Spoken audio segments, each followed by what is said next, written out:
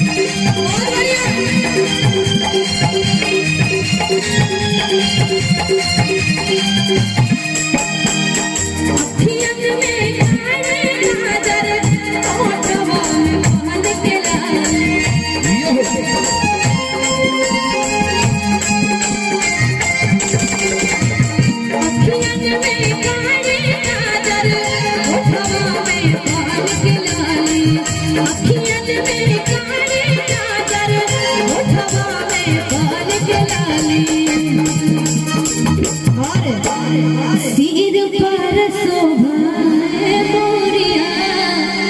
बहुनवारा जेहने किशोरी मोरे हतहने किशोर है विधना लगावल जोरे है विधना लगावल जोरे कहानी ताली के साथ कहने बेजोर है विधना लगावल जोरे कहने बेजोर है विधना लगावल जोरे जेहने किशोरी जेहने किशोर है जेहने किशोरी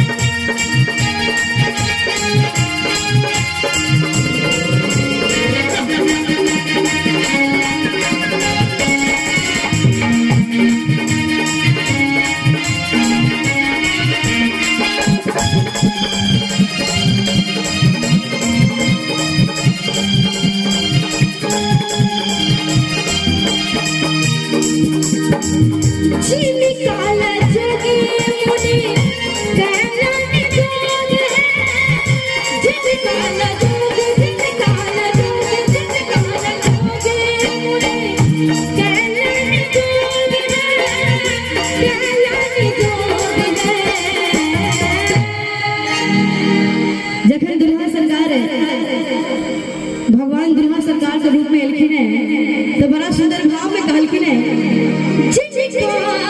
जोगी मुनि कहलानी जोग है कहलानी जोग है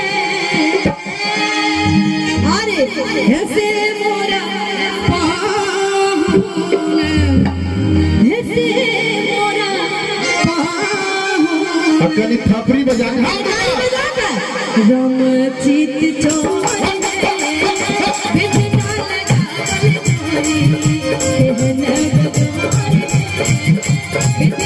लगावल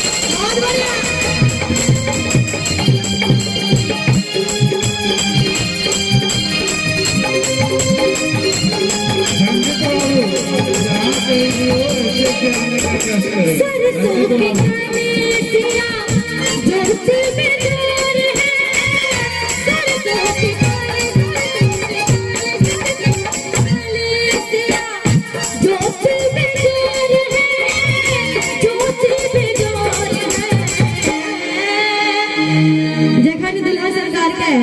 किसी को उपमा दिल जाइए तहने किशोरी जी के सरसों के फूल से सरसों के कलसिया और ज्योति बेजोर